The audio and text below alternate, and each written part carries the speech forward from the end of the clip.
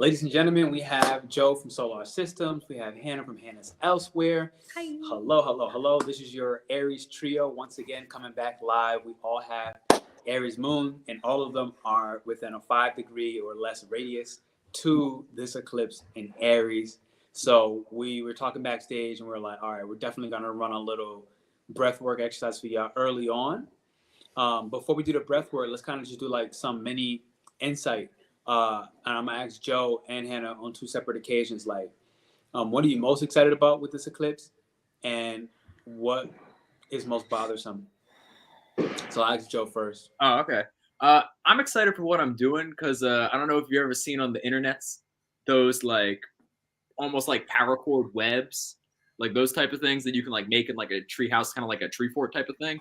I'm gonna make one of those on the eclipse to like lay down in and actually watch it happen. So that's gonna be fun. Yeah. And what's kind of pissing me off about it is just the Aries moodiness, and in specifically, I've just been like hyper focused on if I don't feel that someone is like benefiting me or like amplifying my goals, I'm like cutting them out like very, very sharply. Yeah, I get that. I feel like, yeah. Go ahead. Hey, Hannah, how about you? What am I most excited about? Like on a personal level, or are we talking more sort of collective? Personal. Just personal. Okay. Yeah. Well, what came to my mind there is kind of funny because before we went on the live, you were talking about your Aries moonness. Yeah. And I was just thinking to myself, my Aries moon is in the 8th house. I can't really relate so much, you know. So I'm kind of excited for the thrill and the drive and the push to maybe go, hey, no, actually, I want to be able to assert myself more and stand up for myself and just push myself outside of my comfort zone. But then the scary thing is the same thing because the Chiron energy, I'm thinking to myself, it's scary, right? It's scary to open myself up. What will be out of the comfort zone? What are you actually thinking about? What will be out of the comfort? Establishing trustworthy relationships where I can actually really pour my heart out and open up, you know. In my 8th house, I feel as if, well, to speak on it personally, there's a lot that's been kind of coming up for me in therapy. So I feel as if this is a big push within my therapy journey. So I'll say that without getting too personal. Cool. Yeah. Have you been seeing, and it's just a personal thought that I had, I was talking to some people, have you been seeing that therapy is like with that Libra eclipse coming to an end? Or at bare minimum having like a major shift in how therapy is distributed or maintenance? And it's just a curiosity. Have I been seeing that in terms of within the therapy space? Have you been seeing like just especially because like I've been thinking about it because I've been doing therapies, but not necessarily with a therapist, right? Like if I look at it for myself, like acupuncture for me was like a form of therapy. Like I'm like, all right, boom, here's this blocked energy in my body, this blocked chi in my body that I've been kind of like doing acupuncture, and it's like restoring blood flow, restoring chi, restoring energy. And I realized a lot of old ass emotions came up. So for me, that was like a form of therapy. So, but in general, like, do you find like therapy is shifting, has changed with the Libra eclipse? Because I know Libra is one of the houses of therapy, right? And so we just went through that full moon lunar eclipse, and I'm curious of like, have you seen any closures, any changes, any major shifts with just the realm of therapy as a whole? What I've kind of noticed lately is a few how do I say, mentors or guides within the therapy space, but questionable. They're questionable practices being exposed, such as Jay Shetty would be one, if you've heard of him. It's like a monk kind of. I did hear something. I didn't follow too much further, but I heard that he's getting called out whether he's authentic or not. Yeah, so things like that. I think, you know, Libra and truth, right? Truth, karma. So Sure. yeah. Sure. No, I get that. I get that. So, I always make a joke about this. I call these the Bali coaches. And I call them the Bali coaches. Like I used to live there for a little while, and like, and I'm not saying nothing negative about it, you know. But in general, like, there's a lot of Western influenced coaches living in Bali, right? And they're like, I mean, clients are like $10,000 an hour. It's some I like literally like charging people $10,000 an hour for like one-on-one time. It's bonkers, you know. And it goes way more than that, right? And so, but a lot of it is coming from taking some of these Western practices, bringing it here. And so I kind of leave it there. But I feel like stuff like that, if I think about the Jay Shetty, I don't know enough about the Jay Shetty situation to comment too much further. But I definitely see that people who are coaching and working with people out of integrity, just creating a dependent relationship, especially if it's intentional, I definitely see it. It's cut, right? Like it's cut season. So, okay, cool. Maybe we do the breath exercise, and then we're gonna get ready we're gonna get into rising signs for each person. All right. Don't forget the numbers. Those are timestamps from a previous video. But you'll notice that I went ahead and did what moon is being impacted, aka Aries moon, 9th house for Leo, and then the ruler of the you have the if you'll see, like, as an example, let me just start with Aries because it's the simplest. Okay, so Mars, the ruler of Aries, is in Pisces. And so if you see Mars in Pisces 12th house, it's just transiting 12th house for Aries, right? And I figure it's just a guideline. The moon naturally rules the 4th house of Aries. Okay, and so that's what you see there. And then, but the first house is what is going on for Aries, for example. So as y'all as astrologers, I'm imagining y'all understand that, and then we can kind of, but I don't want to assume. That makes sense? Yeah. Yeah. I know I kind of skipped around a little bit. I said it in a little jump. I said it literally backwards. But we'll go through. I figured that would just be like a simple guideline for each one as we give a little rising sign. So for everybody watching, I want y'all to go ahead, take a moment, drop your rising sign, and if not just your rising sign, a sign that you have a repeat stellium. Like the way I look at it, if you have a stellium, drop that sign. Okay, like you might not be a Gemini rising, but you might have a Cancer stellium. It may not be your sun, it may not be your moon, but if you have a stellium, I find that those forecasts will impact you tremendously. And a stellium meaning 3 or more of that zodiac sign. So I don't think you should just look at it as, oh, I'm only a Scorpio rising. That's the only forecast I'm going to look at. But that's your personal choice, right? You're your own human. So everybody watching, hit the thumbs up and the likes button. All right. Do know that when we get into the breath exercise, you have Hannah doing Patreon. So take a moment to check out her Patreon if you're looking to join a community, looking to join a tribe, and get video content from her, ask her more questions. All right. Joe has his fixed star reading. I think I see in there in this chat right now. I put them up at the top as well. This one's Hannah's. You got Joe's coming right here, his fixed star reading. All right. And there's a little description about what that's about. So check in the bio.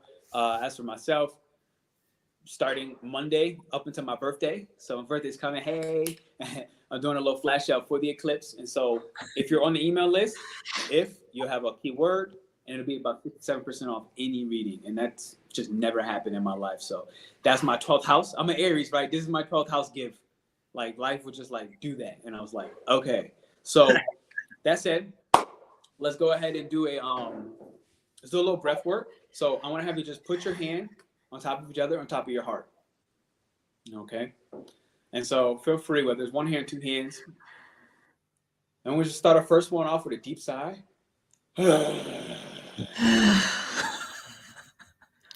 Good. So deep sigh is actually a sound related to Libra and the kidneys, taking fear out of the kidneys. So just let go. Let go of the insecurity. Let go of the weak. Okay. So now I'm going to do a counterclockwise circle on my heart. Counterclockwise. And counterclockwise in motion.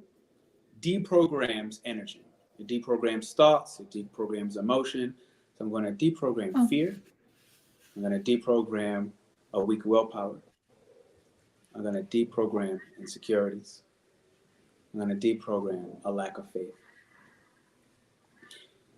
And just sit and pause and just notice how I feel as my jaw becomes long, heavy. My ears begin to melt down the side of my face. I notice my eyes getting heavy, my shoulders get heavy. As I take a soft, long, slow, and quiet breath deep into my heart. Slow it down. Allow the air to escape at its own pace, at its own rate. Allow your breathing to regulate itself.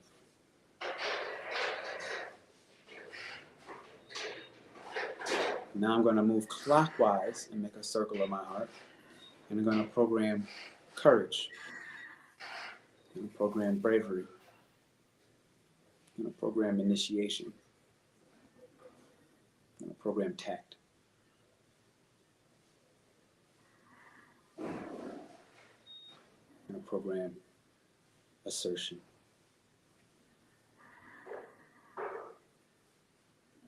As I get deeply involved into my own psychology of why I do what I do, I notice that my face is light and my jaw is heavy, becoming longer and longer.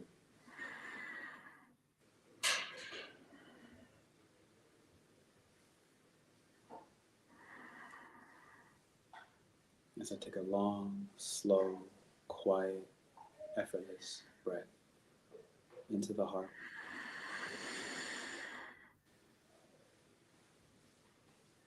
I notice that air going down into my belly, filling me up like a balloon.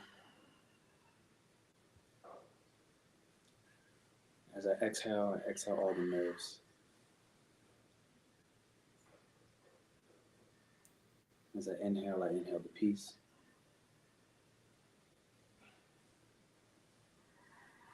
As I exhale the anxiety.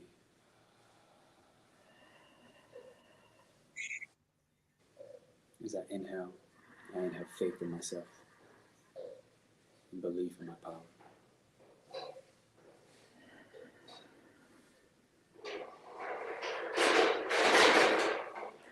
Beautiful. When you're ready, you can just wiggle your toes, you can wiggle your fingers, open your eyes at your own rate. Take your time. There's no rush. And just notice for a moment how you feel.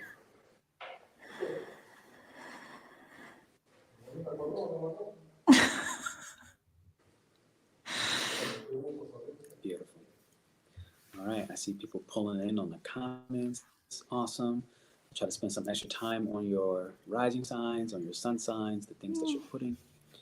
And what I want to do is I'm going to ask Joe, what's the first color that comes to your mind? Purple and yellow. Hannah, what's the first color that comes to your mind? Yellow. Hey, Okay. I called it. Intuitive. So this step one for everybody, this is already speaking about our solar plexus, yeah? This city of hidden gems within us.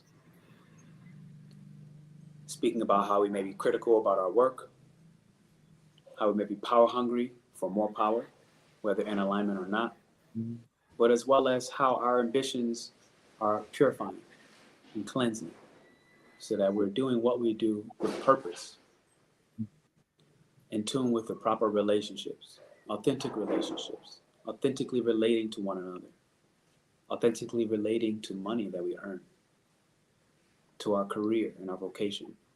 Really getting into why do we do what we do so that we can start to do it with compassion, as well as guided by intuition, meaning you don't need to know why you want to do it. But if your instinct brings you joy, do it. So that's step one. Okay.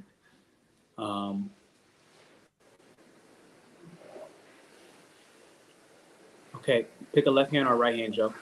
Left. Okay. You have the air signs. Yay. Okay.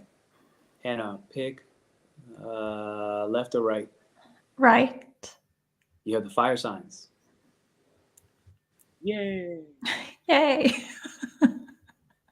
All right, and then I guess I'll take water next. Okay. Ooh, I did that the wrong way. There's only 3 of us. We'll all take, Modalities? yeah, do modalities next. I was realizing I should have did modalities. My bad. Okay. Yeah, we can all take an extra modality of Earth. Yeah, right. Sure. Unless yeah. Let's go modalities. Unless we stick with this, and then we do the last one. We break one apiece. That's what I was thinking. Let's What do make you it. prefer? Let's do that one. We'll do that one. Okay, so Joe, you have air. Hannah, you have fire. So you'll start the first forecast for Aries. I take water, and then Earth. We'll do one apiece. Okay. And we'll go in that same order. Joe will take the first Earth sign. Hannah, you'll take the second. I'll take the third. Okay, here we go. So I'll pull this up, which apparently is already gone because, of course, there's so many comments. Thank y'all for commenting. I appreciate y'all. Hit the thumbs up and the likes button. I'm gonna drop this back up on screen, but the comment is too far down, so I gotta copy and paste it. What times are we kind of thinking about for each, so I don't ramble? Ain't that the truth? Straight to the point. Maybe 5 minutes. Think like 2.5 for the good, 2.5 for the ugly. That was how we for this. The good, the ugly, 2.5 a pop. So at about 2.5, I'll kind of be like, and then I'll let you know, like, okay, let me try to move it over. So I'm copying right now, and then boom, here we go. Okay, so now I have the first one, Aries. There you go. So what you got for us, Hannah? All right, so Aries. New moon in Aries. Yes, Aries, this is basically your eclipse. Welcome it in all its glory. Chiron will also be with the eclipse, which is actually very, very rare for this to happen, for Chiron to be right with it. So what does this look like for you? I think Aries, on a good level, this is about you really stepping up and stepping out. I think this is about you recognizing your personal power in terms of what you want. You know, when you really do a lot of soul searching, when you look within, it's about considering, okay, what is the next step? And you have this instinctive ability of knowing what you want, Aries. And I love that about you and about the energy. But I also just want to mention with this that this is also about contemplation. Rest when you need to, take it easy if you need to. Your chart ruler, Mars, is in the 12th house during the eclipse. And so there's a lot going on for you on an unconscious, deeply soulful, spiritual level. So you could very well decide, you know what, you want to take some time away from the spotlight, retreat, just go into yourself, Aries, and take some time. You are also going to experience such renewals, I think. Renewals to do with your anger, renewals to do with channeling your anger, right? Channeling it in really effective ways. Get it out. Get it out. Release it, release it, release it. The misconception about anger is that it needs to be rageful, it needs to be violent, we need to scream at people. We don't. So whatever it is that you need to channel that, I hope you channel it in healthy ways. Also, just be cautious as well, I would say, when we kind of switch it to the more negative view of this. Be cautious of addiction, be cautious of, we know that basically, Aries, you've worked through a lot of addictive tendencies. Neptune has been in your 12th house since 2011. You're not going to go back to those old ways. You know you're not. So use this eclipse to your advantage as well. But as well, just to be wary, just not to repeat the same mistakes. You've been there, you've done that. Mercury is also retrograde in your sign. Don't take the bait, please. You could very well want to take the bait. You could very well think, F that, like you're gonna bite that biting point. That's why I describe it within me. I've got Moon and Aries in the 8th house, and I look at it as the bite. I know when it is. I know I feel it. When I feel that bite, I'm like, hold on, pause. Right? This is what Neptune in the 12th house has been teaching you so much since 2011, how to also control that, right? That part of you, and being able to then act from a place of greater control and greater self-respect and honor. So yes, Aries, just be cautious of those things. Try not be super pushy, demanding, try not insist on having things your way. Aries, if there's anything I could say for this for you, is choose your inner peace, serenity, peace, go within. All the spiritual stuff you've been doing, keep at it, right? You've grown, Aries. Facts. I feel that. I swear to God, last night I was laying in bed and I looked over and I was like, "Do you smell alcohol?" I kid you not. I was smelling alcohol and I'm like, and I haven't drank alcohol more than a year. In more than a year, I have not drank alcohol. And yes, last night I just smelled alcohol and I was like, am I the only one smelling alcohol right now? Like it was like fuming too, like the drunk that's like walking down next to you and you're like, man, bro, like take a shower. You know what I mean? Like it was like that. And so you hit me with that one. I felt that. He said, don't bite. I'm not biting. Okay, beautiful. Joe, you got the first. Thank you, Hannah. I appreciate that. Thank y'all for hitting the thumbs up and the likes button. All right. Here we go. Joe, you got the first Earth. Yeah. Look, 1 second before we get to Taurus, I feel like we kind of just gloss over, talk about the generality. Yeah. So I guess we'll do that at the end. But no, because we're already doing things complicated and backwards. So let's just continue. You know what I'm saying? So Taurus. Taurus pretty much is in an interesting position because, you know, for the last like 6 to 9 months, don't ignore it. You've been lazy. You haven't done much till like, you know, Uranus went direct and with like Jupiter being retrograde for a little bit. You know how y'all get down. If there's nothing great Martian thing pushing you, the bull ain't running. The bull's taking a sit, possibly a shit, doing whatever it has to do. You know what I'm saying? But with this being the case, Taurus and all of that energy igniting you in your 12th house, you know, once Mercury retrograde, all those old dreams hit. And you know what also hit with old dreams? Recognition of all that time in the past of where you could have done something not occurring. Just let you go. And the reason we're kind of dealing with a lot of these energies is because you haven't exactly isolated your values or made a clear direction in terms of what your energies want you to do. And oftentimes with humans, we're a lot good at really being negative, figuring out what we don't want. So this is being in your 12th house, figuring out what you missed out on, what you wanted to do, and all the time that passed is positioning you towards that Aries energy of do it right now. It's giving you a huge opportunity to look at exactly what you want to do, isolate your values, isolate your intentions, so therefore you can actually execute and utilize your energy in a way that is, you know, appeasable to you and enjoyable to you. And one of the things that you do something for so long and you kind of like sit back and hold back, you'll notice that you have either lost your crowd or you attracted new associations that are really holding you back from what you wanted to do just because you were holding yourself back during that time.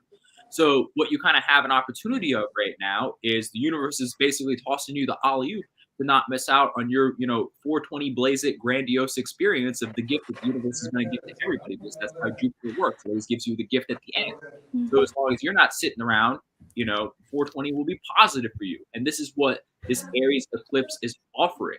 It's offering you an opportunity to face your mistakes, face what's holding you back, and giving you a very clear kick in the pants to have that bull run and have that, like, you know, aggressive, direct, and very like run people over type of energy for your goals. But it has to start with that. You need that ignition, because a lot of Tauruses have gotten it together recently, but they're just pacing around. They're grazing.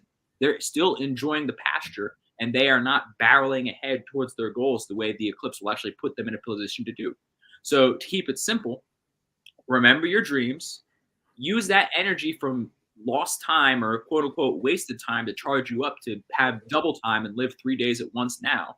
And remember to isolate your values, isolate your intentions, so that you can actually have a clear understanding without any mental chatter like we'll probably talk about for the next sign, in terms of focusing on your goals and moving towards them and actually cutting out associations that aren't, you know, enlightening, benefiting, and adding on to your experience and desires. I feel like that sums it up. Talk about it. Yeah. Talk about it. Super That's dope. awesome. Anybody, any feedback? Any feedback on Taurus before we move to Gem? I never put that connection together, by the way. You said 420. I never actually put two and two together. 420. Yeah. The day of. Yeah. I mean, I know that's the conjunction, but I didn't put together. That's the day. It is not the weekday. Yeah. I didn't even realize until anyway. The modern stoners, 710. I'm like thinking about a particular Taurus in my head right now. That's a major stoner. Who's been adding on to their laziness?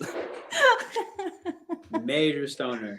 But you know what's awkward? As much as this person is major stoner, their routines hold them so well that you would think that it'd be impossible for them to smoke as much as they do and still get stuff done. But they still exhibit perfect laziness. It's really interesting. Oh, dude, there's this one climbing documentary that has this dude in it where he basically like lived illegally in Yosemite for 10 years, and his method for evading like a bunch of like the NPS people and like the Park Service and all the rangers and stuff was to move so slowly throughout the woods that it's impossible to be followed because you were moving so slowly because you were trying to follow them, therefore you're obvious. That is so interesting and like hilarious. Yeah. No, there were like so many documents where they were calling him an expert in counter surveillance, but he just walked so slowly through the woods they couldn't catch him because he would just like fall asleep behind a tree and call it a day.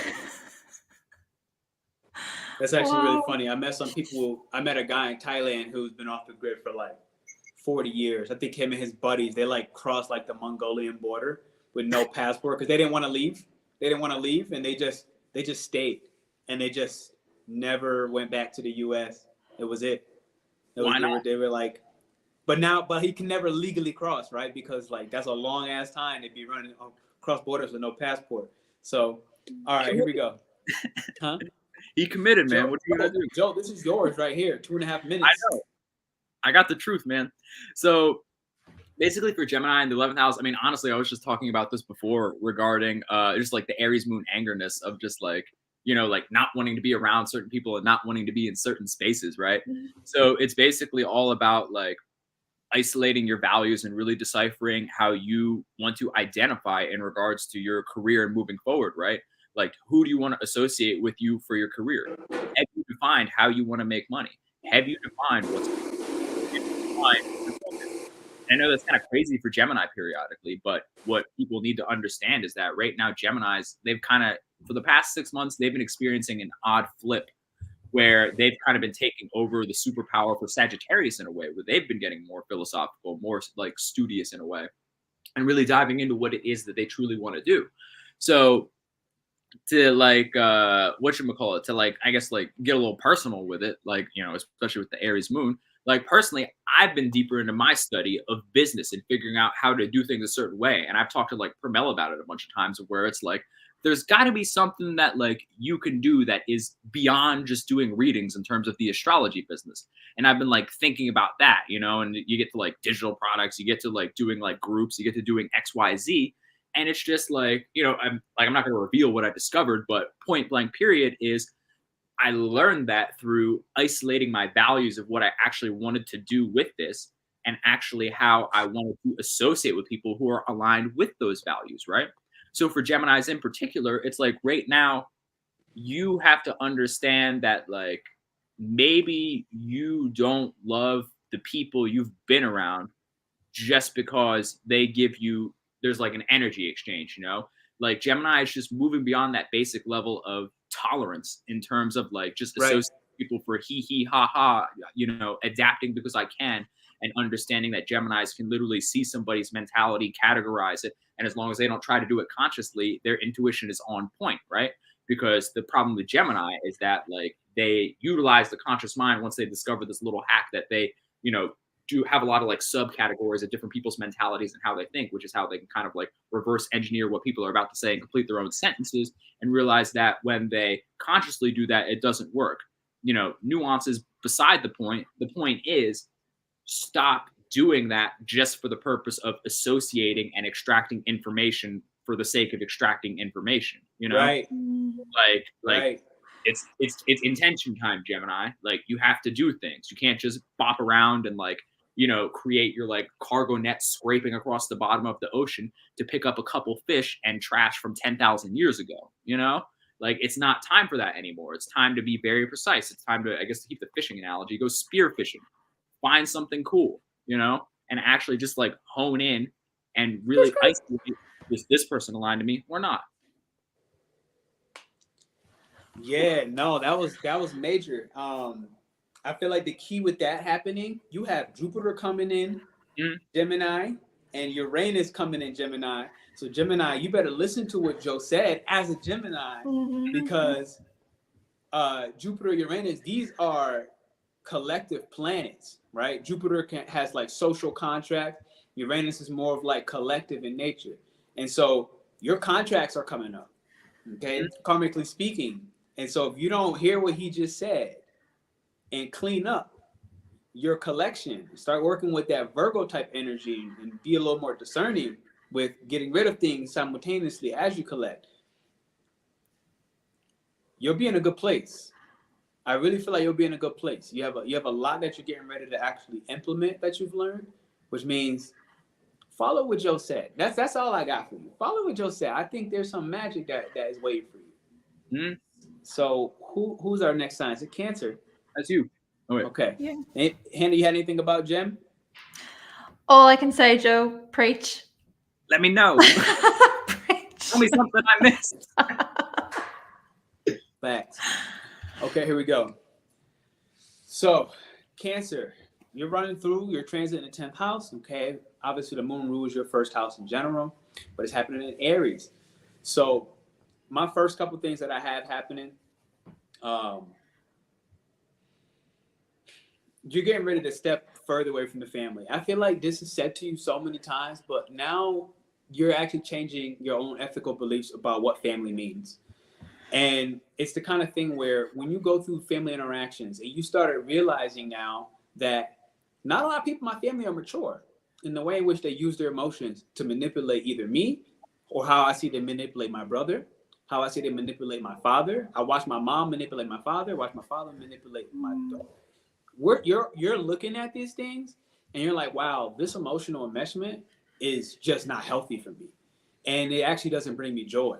And it's actually making me sick to my stomach. And you're at the point now where you're wondering, like, how did I ignore this for so long? Like, going into your imagination is not going to be enough anymore, especially running through this 10th house transit, right? Like, it's like 10th house is a house of maturation, right? How can you mature with your instincts? How can you mature with your anger? How can you mature past and beyond the shame, the guilt, and the regret? I feel guilt was a major one of your motivators. Shame as well. How much shaming happens in a family dynamic, and how do you carry those beliefs out into the public world? And what you're starting to realize is the people you meet outside of your house is not the people inside of your house. So in one shape or form, like, yes, these people will reflect and project out what's happening internally within you. But in another way, it's like it's a brand new time to start giving that emotional nourishment that you craved from your family to yourself and to other people that you meet outside of your house, outside of your home, and especially throughout your travels. And so when I say travels, you can say travel abroad, but I'm getting a lot of your mental travels. I'm getting a lot of your astro and esoteric travels, even within the dream space itself, and start meeting people on that 2D realm, on that dreamscape, and give them the nourishment. Pisces is an energy that can actually help and support people that are nowhere near the physical reality, and is not a linear fashion of how you're going to be assisting other people, but ultimately you're going to put them in a better framework of mind. So if you were one of the ones manipulated into falling into a certain falling into your culture in a way that actually it has become so stifling, so controlling, where your joy doesn't really exist, and more importantly, like, the reason you stay in that house is not for the reasons that you actually always believed it was.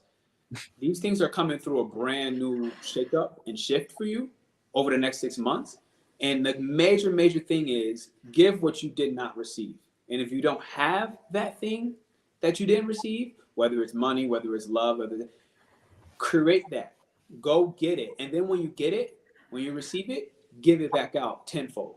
And this is a time frame for you to be the exaltation of Jupiter, okay, within yourself, and give an overflow. And that will essentially start to help you wash away the karmas, because 10th house is a very karmic house, okay? And it'll help you wash away the karmas. It'll help you achieve inner peace. It'll help you walk a path alone and realize that you've actually always been equipped. And I'm not saying walk alone from the Aries perspective. I'm saying walk alone from the Sagittarian as well as the Piscean perspective. Meaning, when you're walking alone, you're discovering a completely new philosophy as well as generosity and way to care, reshaping your entire moral compass.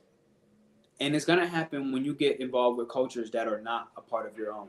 So if you're from Ireland, step and start talking with people from Eurasia, right? Like from India. Look at text, look at books, read the Quran, read a different religious text than your own, okay? Look at a different form of spirituality than what you're used to. If numerology was your main thing, start getting into the 72 angels in the Kabbalah and just learn from them, even if it's just bits and pieces. And you're going to find yourself taking enough time away from the enmeshment that you could start to see a little more clearly. You'll start to realize how to utilize your imagination in a more productive manner. And that's what I have for you. Powerful. Lit. Any feedback, any thoughts? Talk about it. Oh, I'm happy because my brother's a Cancer, and he'll finally start thinking different.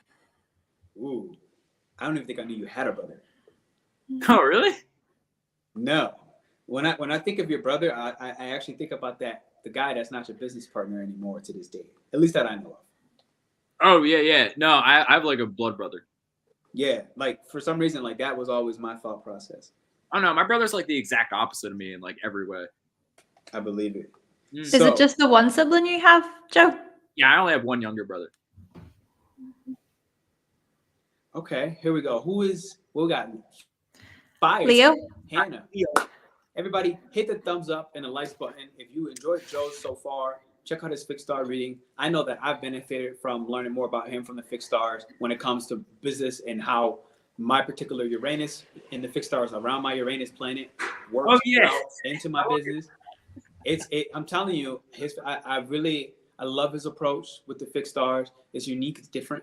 Okay, definitely take a moment to check it out, because if you think you know from the outside, I'm telling you, you don't. And I'm saying that myself, like I didn't. And what I've noticed is that it gave me different perspective and lens to different things that I did know, and I was able to put them together, and I started having more confidence in distributing my business practices out with that extra lens. And other than that, if you're looking for a community, all right, go ahead and check in with Hannah on her Patreon. Learn more of what she's doing there. Get access to more of her private videos, her private thoughts in her mind, because obviously everybody knows she has a beautiful mind. So take the moment to look and check that out. Otherwise, if you like written forecasts, blogging has been my thing. I love to write. I like to write. I've been writing out forecasts. There's a 67% off discount only for next week from April 8th to April 14th. Anybody that books within that time frame, you'll get 67% off. All rates are $97. It has never been that, ever. So take advantage. All right, here we go. Hannah, everybody hit the thumbs up. We got Leo. Okay. Leo. All right, so you're up. So your chart ruler then is the sun. And with the sun then being in Aries, of course, with this being a solar eclipse, the sun is exalted in Aries. So Aries season for you is typically a very lively time. And the thing about this, however, is Chiron is a part of this eclipse. So with this 9th house activation, I think, Leo, you're being called to truly step outside of your comfort zone, to expand your horizons, to go on this whole new discovery path, this self-development path, which, Leo, you thrive on this. You love to explore, travel, you love to venture off. I think that this could look like an actual, because Pernell a moment ago was saying about the travels, but for you, I think it is physically traveling for many Leos, whether that be around the time of the eclipse or a trip that you're planning. But that trip, I feel, for you is going to be kind of scary. Self-doubts could come up for you, but this is also about you taking action and taking that leap. Though another possibility for you, Leo, is that this is so much about teaching, sharing, publishing, putting yourself out there, and having that bravery, that courage to try something new. You know, Aries innovates. Aries is this enterprising, highly enterprising and ambitious sign. So to have all of this Aries energy in your 9th house, where it is about really like expanding yourself and showing up, this is a time period for you to be bold and brave to make those changes. However, on a more like negative lens for you, Leo, be cautious of legal concerns, right? There could be some legal battles coming up, travel worries that can be like really anxiety driven. Messy trials. Be cautious as well of your code of ethics, your morality. Don't sell yourself short either. I'm going to say that, you know, and not that, Leo, it's you, right? It's so much about you knowing your worth. I get it. But it could be that, you know, there's some situations that arise that can be really very heavily triggering, and you're sort of left questioning or feeling a bit bamboozled, especially with Mars being in the 9th house for you, or sorry, the 8th house, my apologies, with it being in the 8th house, you know. So what I'm going to say with this one is there could be situations where you walk into them and your hopes are high, right? Your visions, your dreams about it, they're high, your expectations. And if there is any disillusionment, disappointing situations that arise, just take it. Just take it as it comes, Leo. You know, I just get the sense that there's going to be something really emotionally like overwhelming for you that could happen, but perhaps a lot of that is more of your own psychological distress. So with that Pisces energy in the 8th, I just feel as if it is asking you to practice and recognize that compassion and that kindness, to hold space for that part of you as well around this time period. Talk about it. Yeah, honestly, I know some Leos, and I'm like, she's on point. Bamboozled. I gotta get the joke coming. Bamboozled. That's one of my favorite words.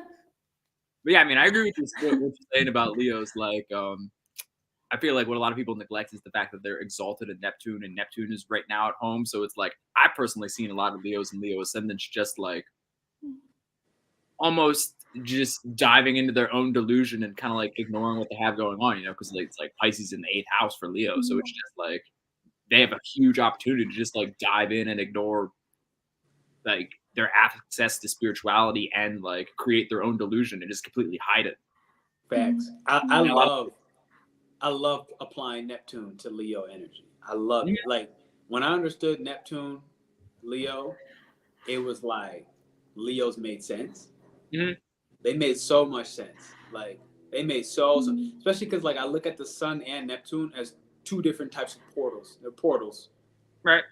And so when I realized that, I was like, this is how Leo can channel so tremendously when they choose to, right?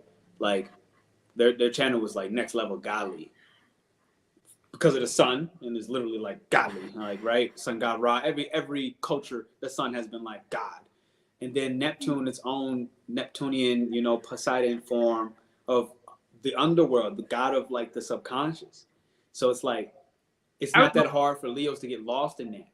I always looked at Neptune like it was like a grandma that had a hard life and smoked a lot of cigarettes because she like always gives you the truth. You know what I'm saying?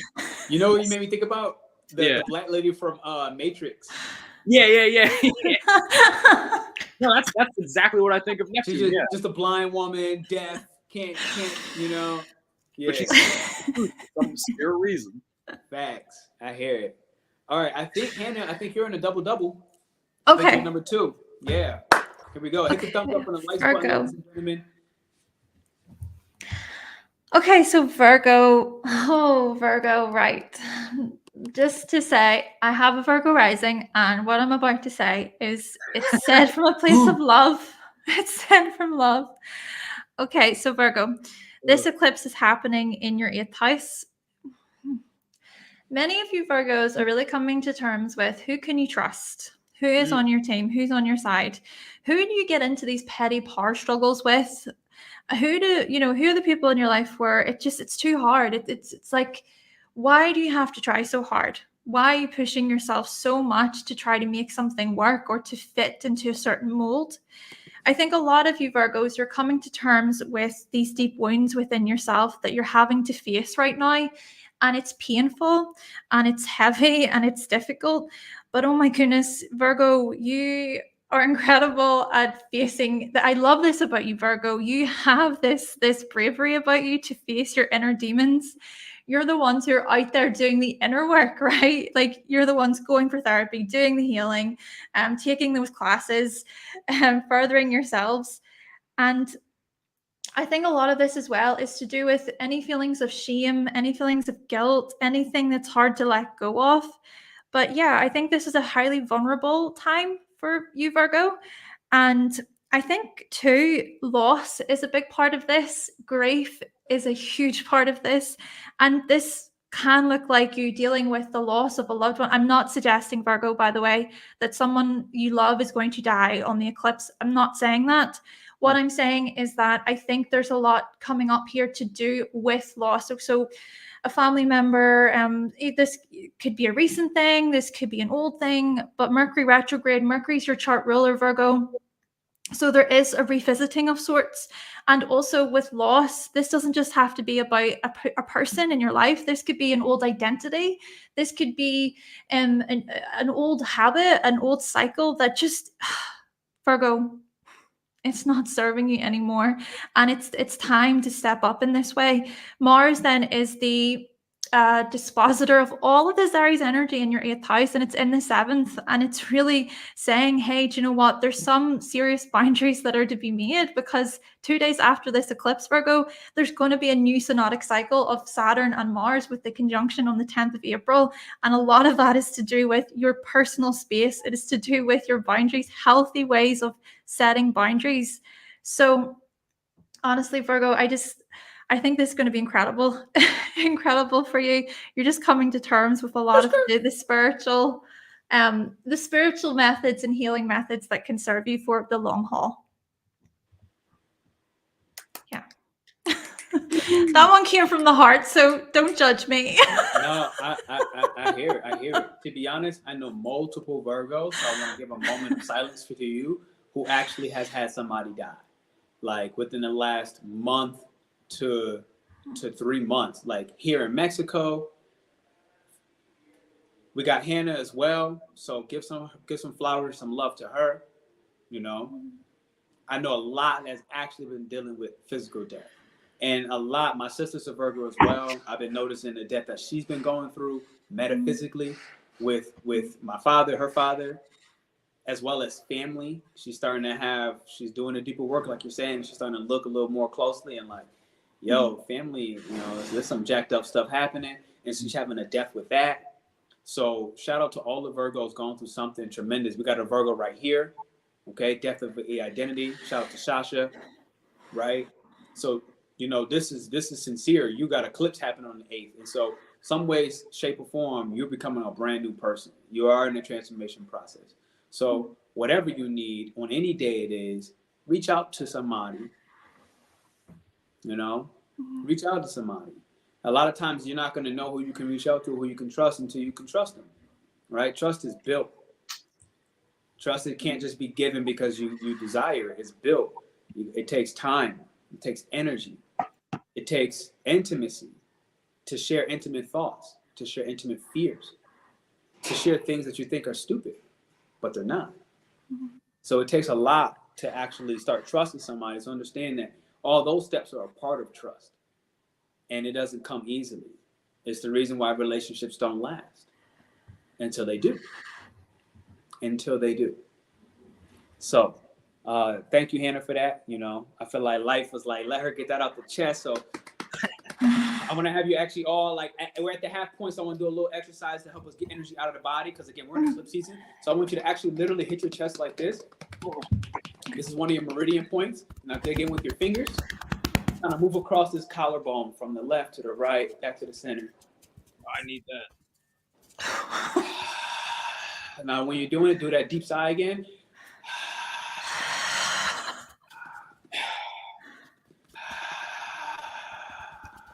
Coming to the cheekbones. Getting energy out of our face. Aries is the head. This is an Aries eclipse. The solar and the moon. Coming to the top of the lip. So every year in the head, these are different meridian points. Bottom underneath the chin that can release energy. Freedom tapping. Emotional energy. Back to the cheeks. I'm moving up to the temples. And now what I like to do with the temples, I'll take a pause. And I go like I'm pedaling a bike. One wheel's up, one wheel's down. And now I want you to make the circle smaller and start focusing on your slow, quiet, long, drawn-in breath as the circles get gradually wider and wider and wider. Now I move back. I start wide, go in reverse. And I get gradually smaller and smaller and smaller. Beautiful.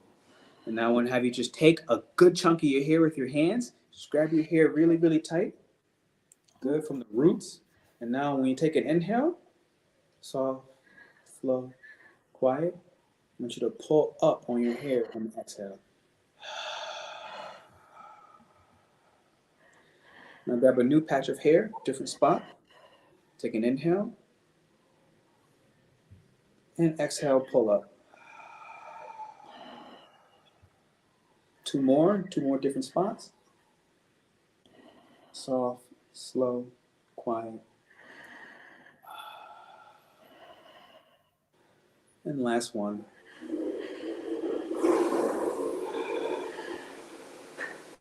And take all 10 of your fingers and just massage very deeply into your head. Remember, Aries is a baby and Aries requires nurturing. The best way you can nurture yourself is to give yourself a head massage. You're not going to always have somebody to give you a head massage. But you know what you can do? You can massage your own scalp. This is what it means in the moment to respect ourselves, to love ourselves, to nurture ourselves, to get rid of and excrete all the fears, to the point where we address those fears with courage. As I deeply massage my scalp, I notice the intense relaxation coming over my entire body. And now we take our hands and just shake out the energy. I want you to envision lightning bolts and let you come out of the fingertips. These are all the nerves. This is all the worry. This is all the anxiety. It's out of the head. It's out of the mind. It's out of your thoughts. Ah, beautiful. Beautiful, beautiful. Thank y'all for trying that out. I'm telling you, these little things, they're magical. They're magical. They can get you right. Okay. How you two feeling? Feeling awesome. Fresh. Awesome. Ready. Fresh. I think we got a Libra. We got a Joe coming. Everybody hit the thumbs up on the likes button. All right. We got that new energy rolling through us. We got the shadow of Aries. So it's a heavy burden on you. All right, Joe, let's give it.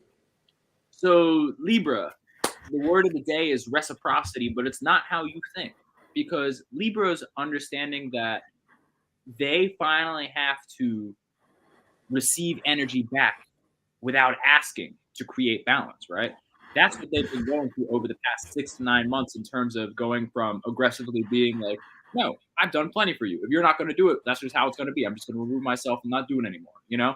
Getting a little snappy, especially with that, like, you know, Uranus going direct energy and moving through all that. I believe it was the Aquarius new moon when that started to kick in. So what Libra is kind of going through right now is they're establishing the fact and they're establishing their new status in relationships and the amount of work that they're willing to give in, right?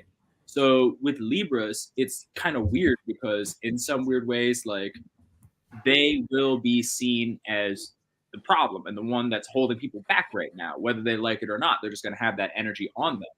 So what Libra kind of has to do right now with settling into that new level of reciprocity that they, desire, deserve, and wish to cultivate is during this eclipse, they need to kind of just do nothing in a way. Because during eclipse season, it's all about understanding the chaos, the natural state of the universe, the natural state of everything moving around, and understanding that entropy and chaos is the natural route to balance and the natural balance of the universe in a way. So right now, what Libra has to do is they need to follow their intuition in terms of what they're scheduling, what they're doing on a routine basis, and what they want to do, right? They're understanding that they can't create balance for everybody. They need to see that the universe and where the moon is pushing them in a way is creating its own identity, its own ego for the relationships that it wishes to create. And the only way to see that is to sit back and do nothing. Because you need to understand that you'll see all the individual relationships, all the individual aspects of justice and balance that are within every single relationship that you're observing, kind of dibbling and dabbling into that Aquarius energy just a tad, to truly see how everything can create balance on its own without you acting. So what you need to do with this is you need to take that time to be the observer, the player, as well as the conscious body of everything going on around you, and recognize that if you don't want to impart balance on something, you don't have to. The universe will take care of it on its own. The only time you do need to act is when you see a relationship that you want to build that will make you the person that you want to be. That's it. That's all. Understand that reciprocity is a natural law that's already part of the universe. Yeah. How do you think they're going to do with that? You think Libras are going to actually work well with that? You think they don't really have a choice? No, they don't have a choice. Yeah. They just got, that's just how it's going to be, you know? Eclipse. If they try to do something, it'll just like, the same thing's going to happen. They'll just, run out of energy and they'll tire themselves out. Beautiful. Hannah, how are you feeling? Yeah, I think that karma's just come into my mind. It's just that word to do with Libra. It's karma. Yeah. And it's not necessarily good or bad. It's just action. Yeah. But then even to be not in action is within itself a type of action. To be passive is also action within itself, isn't it? It is. That's all I consider. Yeah. Like doing nothing, non-action is action. Yeah. Like if you choose to do nothing, that's an action within itself. Facts. Yes. Who we got right here coming? Tell me about myself and yourself. Oh, it's a water time, huh? Yeah. Yeah. Oh crap. Yo, Lifelight has a sick way of always giving me the Scorpio one. I swear, like it just be happening. All right, it's already lost. Let me pull it up. You can't ignore that side of yourself. Man, sometimes I'll be like, Scorpio. Come on, man. Most times I love it. I won't lie. And then there are other times I'm like, why did I incarnate to do this again? Like, all right. But most times, honestly, I love it. Here we go. Okay, Scorpio, eclipse. Where are you at? 6th house. Ruler, the moon, 9th house. Okay, been learning a couple things about that. And then Mars transiting your 5th. Ooh, and Pisces. Okay. Dang. Exactly. Stomach drop.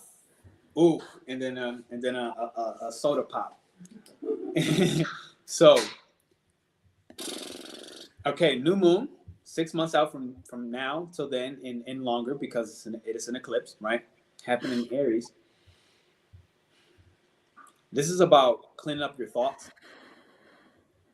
That's one of the first things that I have. Literally clean up your thoughts, and I'm thinking like in the way of a karmic flame, a karmic fire, like literally transmuting through the power of fire itself. So I know for myself, Hannah asks, like, what do you do for your birthday? Like, I just went to do a Temazcal, for example. And I'm a Scorpio rising as a real life example. And 6th house is about taking care of yourself, taking care of your body. And so, especially from taking care of the spiritual wellness of that body from the physical world, especially because the ruler of Aries, Mars, is in Pisces. Okay, happening in this 5th house, which I look at as one of the houses of channeling the divine, channeling God, channeling what God believes is best for you and your physical body. And so like this Temescal's, for example, it's like one of the big things for me was to go alone. This is my third one I've ever done in my life. And you go inside of an igloo, where inside the igloo, there's a fire that they light with hot rocks. And they throw water on the rocks and it creates steam. They throw more water. And there's 4 gates, or considered portals. And there's a 5th portal. And the 5th portal is this warrior portal where they always let you know, like, if you want to stay for 5, you can, but otherwise leave at 4. And so the 5th portal gets really, really hot, where like your skin actually starts to burn to the point where, logically speaking, so this is kind of 6th house again, logically speaking, you're burning, you should get up out of there. Now, it also brings you closer to your spiritual wellness, your spiritual being, knowing this is the moment where I found myself in this moment rocking back and forth, and I started humming like a mother to her child who just cut themselves at the park. And I just had to leave my body. And that was it. And I felt my arms burning to the point where if you touch your arms, if you touch any part of your body that's burning, it burns more. And so you learn not to touch it, right? And the thing for me was, I've done this with a group of random people the first time, some people that I was traveling with. Second time I did it with my clients at a retreat here that we ran in November. And then this time I did it and I went by myself. And so that is what I find is happening, Scorpio. It's about, in order for us to merge and become more powerful for another person, we have to be willing to merge with the deeper parts of ourselves. And to do that in a way that requires a tremendous amount of self-discipline and self-sufficiency. And that's happening because of Aries and Scorpio. Because when I look at Scorpio, one of the biggest things that we fall to is the judgment of others. As much as we would love to believe we don't care about it, we do care about how other people judge us. We do care about how our karmic journey plays out, okay? And how we serve and how we heal and how we give support. And we want to give that, and we do want to receive an equal exchange in return. But we're not always willing to make sure that we cut and kill away the things that are not in equal exchange. And that part is happening because of that fixed nature. Now, the beautiful thing is, what this Aries transit for you is the 6th house is a mutable house. So this is when we're able to start a dissolution process from the fixed energy or from the center where we stay stuck in. That starts it in the 6th house. Now, Aries, any cardinal energy, is when you start pushing away from the center. So when you're dissolution of Mars and Pisces, okay, 6th house, which the moon is ruling for you right now, this is the kind of energy where your physical body right now is the true outlet to you becoming and stepping more into your divine knowing, being, and beliefs in connection with literally God. But in order for you to do that, connect with God, you have to actually find a way to do it through the physical world. And so if I'm a Scorpio rising, for example, I've just been noticing one thing that I've been doing to help maintenance my mind and the negative thoughts, the traumatic thoughts, the thoughts of death, is I've had to stop listening to so much rap. A long time now. I don't listen to much hip hop, especially the new kids. Like maybe the old stuff, I still love it. But I realized, like, I used to do this when I first woke up in the morning, and that was my motivation to get up out of bed. It was my motivation to make money. And I had to realize that a lot of this is happening, investment, Scorpio, money, growing power. It was happening from a mindset of scarcity. And so for you, when I look at Aries, Aries is a sign that can easily forgive as a 0 to 2-year-old baby. And so you're able to forgive those negative thoughts that you've had in your mind about scarcity, about debt, about what you lost, when you lost it, how you lost it. And for me, like, this is a lot of, like, I was really stuck for a long time of how I lost some of my best friends, how I lost some of my best lovers, how I lost certain romantic relationships. And I look at it and it's like, yo, this is next level unnecessarily traumatic. But when I look at this full circle, it's about understanding that, again, the sun is one of our karmic punishment placements. And so 6th house is the opposite of 12, meaning I have to, in this physical world, in this process, deal with different timelines and karmas from alternate realities where I may have cut, cheated, stolen, lied, and all the things that bring me a sense of discomfort and a tremendously, whatever that means, which is a part of it, right? Like trying not to identify it, but realizing that your instinct knows and feels that this is not good for my nervous system. This is not good for my physical body. And I find that what's happening is with the ruler of the 9th house is that house where it goes through a tremendous amount of trials and tribulations. So those trials and tribulations are at its depth in the 8th house or in Scorpio. But in the 9th house is when you actually are going through more difficulties, because Jupiter doesn't teach you anything without tremendous challenge. And so Jupiter is giving you the optimism in a way where it's like, can you now stay optimistic in these trials and tribulations? That's what makes it harder than being in the 8th house or being in Scorpio itself. Because now those trials and tribulations are still present. But can you do it while still having a smile on your face? Being the warrior on a battlefield who has lost all their limbs and decided that you're still crawling upwards. That's 9th house. That's Sagittarius. To do it with a smile on your face and realize that my story will inspire another person. The way in which I've been able to put myself in this cart with flame will ultimately make others stronger through the inspiration of this fearless act within itself. And this is where you're going to come into a new form of total belief in self-sufficiency and being more self-sustaining. An example for that for me was going to that Tesla by myself. And I won't lie, leading up to it, I was scared. The whole days I had it. And this Scorpio is about telling the people you care about and the people you know care for you that you're afraid and what you're afraid of. So it was like me talking to Eileen and telling her, like, I'm afraid to go.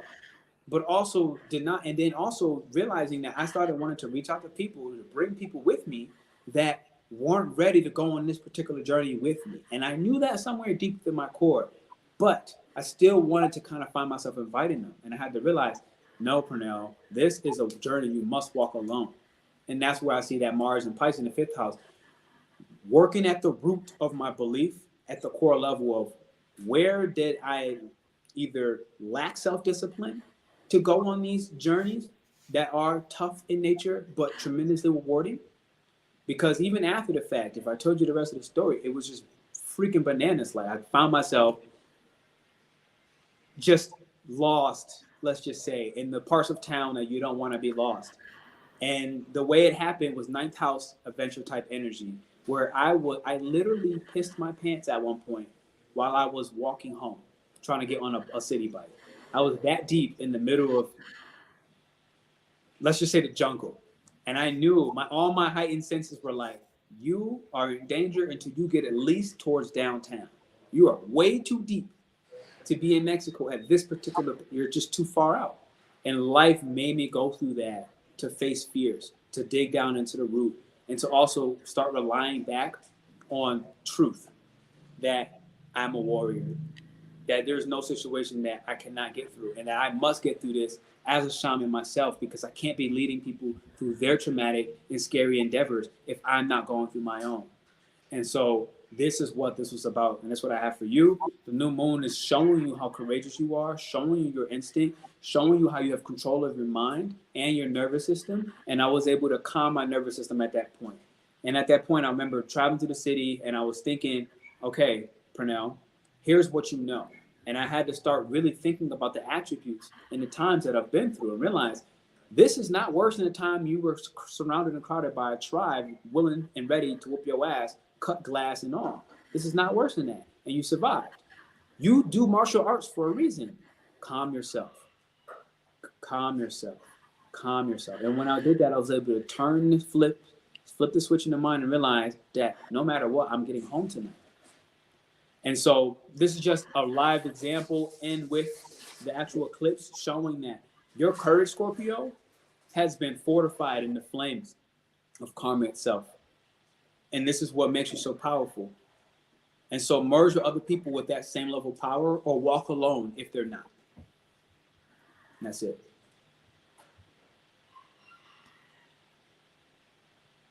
That makes me feel so proud of my my partner who has a Scorpio rising. Just listening to what you said, and I just kind of think about the journey that he's been on. Yeah, I'm just so proud of him. Lit. Super lit. I'm not even going to ask you about it. I just feel it. I feel it. I feel it. Tell him I said kudos. And what did you think, Joe? You have a Scorpio as well. So what did you think? I like it. It just makes me think of all the sketchy, death-defying times I've dabbled in, and being like, oh yeah, well, let's not do that again. Yeah. I was like, I don't need more reminders of courage. I really don't at this point. I get it. I totally get it, and it happens anyways. You know? Yeah, you're just like, dude. I mean, you know the fucking story I told last time. I was like, I don't need to do that again. I totally get it. It still be happening. Like that's just our path, yo. That's just our path. How it's gonna be. I don't even feel it. Like it's almost like you're playing a video game and you just like don't feel the fear anymore. You're just like, well, this is another way to pass the time. Yeah. At this point, you're just like, oh man. I'll tell you what. I actually can't even agree with that because I tell you, I felt the fear that night. Like to the point, like I said, I had a moment where I pissed my pants a little bit. I was afraid. I'm sure. I literally, like, I was like, oh shit, did I just leak a little bit? Like, and I was like, yup, get home. I was like, yup, get home. Now, mind you, I had no service. I had no phone service. It's midnight plus. Everything's closed. I thought I was gonna be able to take the train, which I would have been safe on the train. I was like, take the train, I'm good. I couldn't take the train. I was at the last line of the train. And everybody knows what happens at the last stop of the train. Weird things happen once the train stops. Like when you're at the last line of the train, everything before that last line, it gets weird.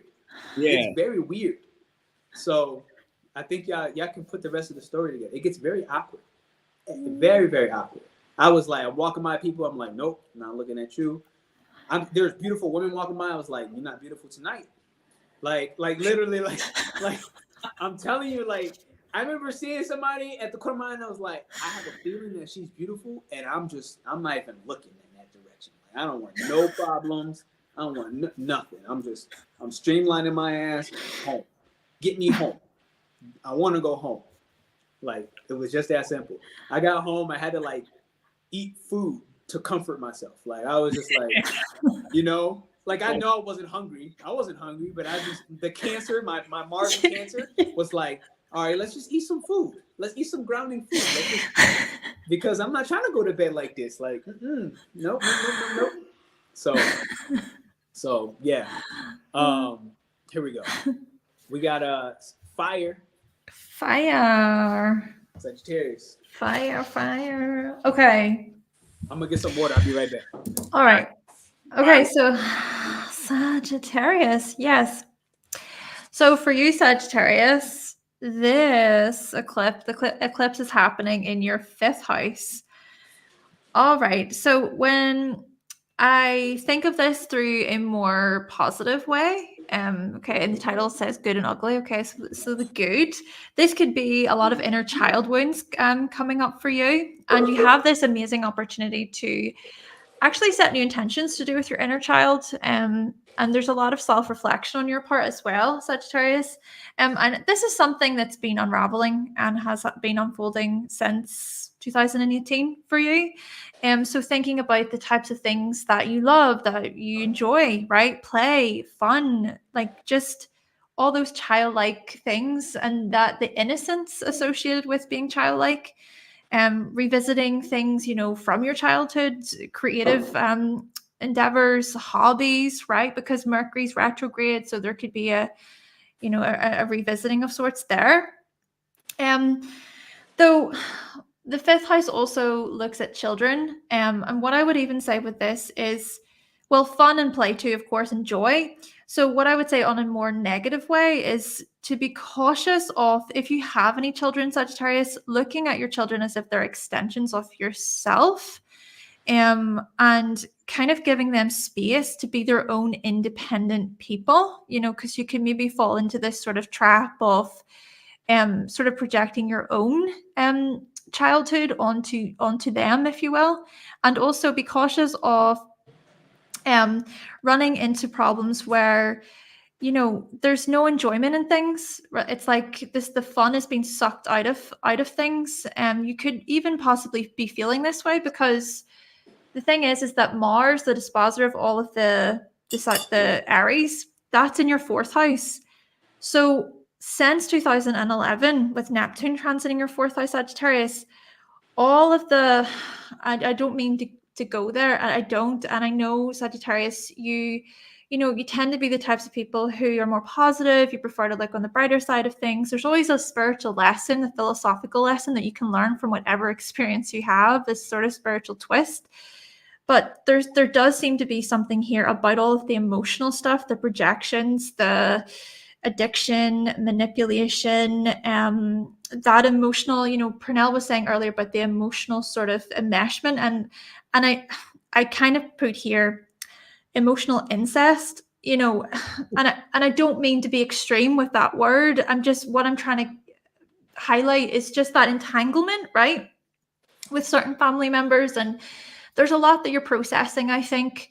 So I think at the same time, the inner child stuff that I just mentioned, I think it has something to also communicate about family, home, the past, your upbringing, how you were conditioned, what you were conditioned to believe. There could have been disillusionment, there could have been trickery, smokes and mirrors, Sagittarius, that could have happened within the home, lies, deceit. My goodness, Sagittarians are going through it in terms of the amount of things that have just been coming up. The truth is being revealed within their lives. And a lot of it is just like one after the other, one after the other.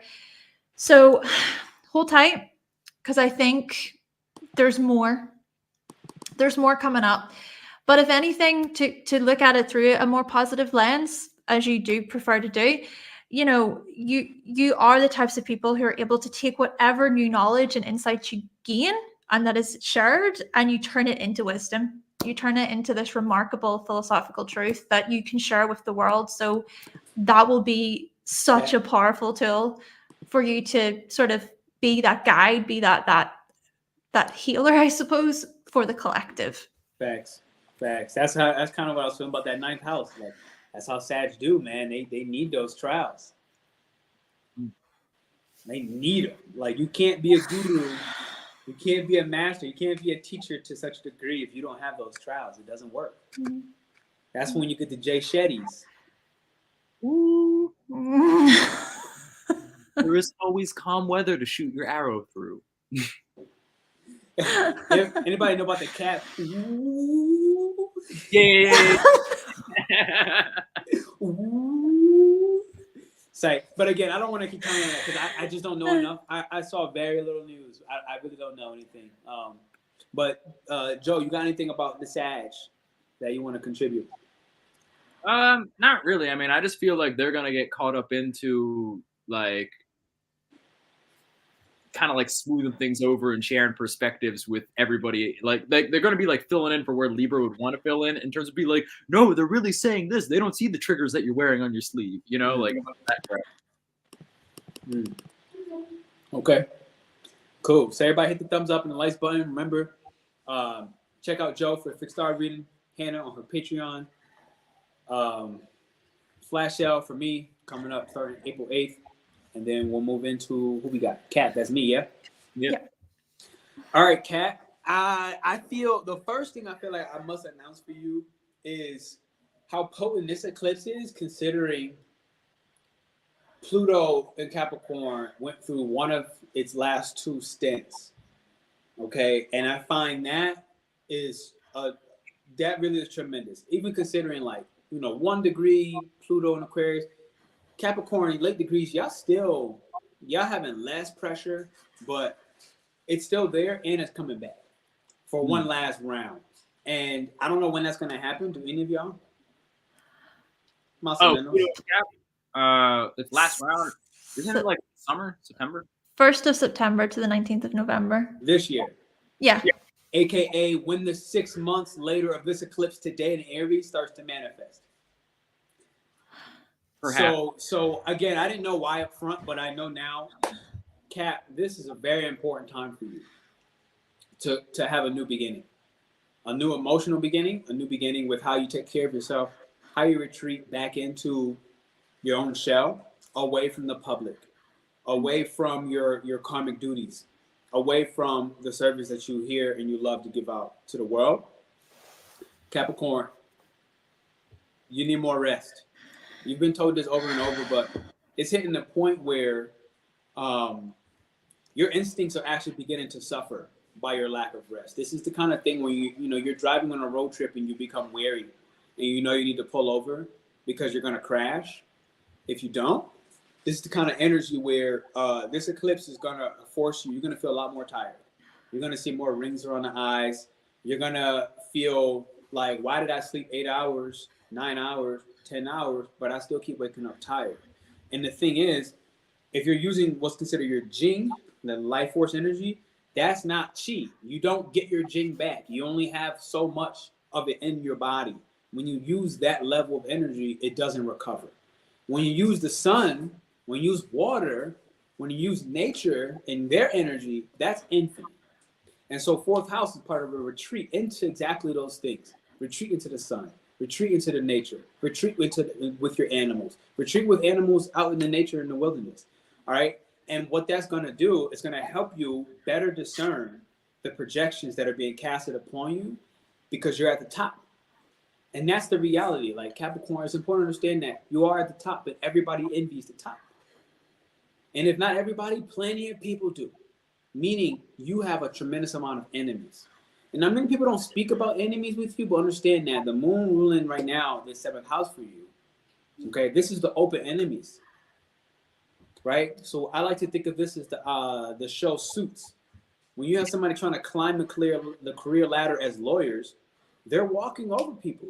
Ambition can be very powerful and can be powerfully dangerous as well.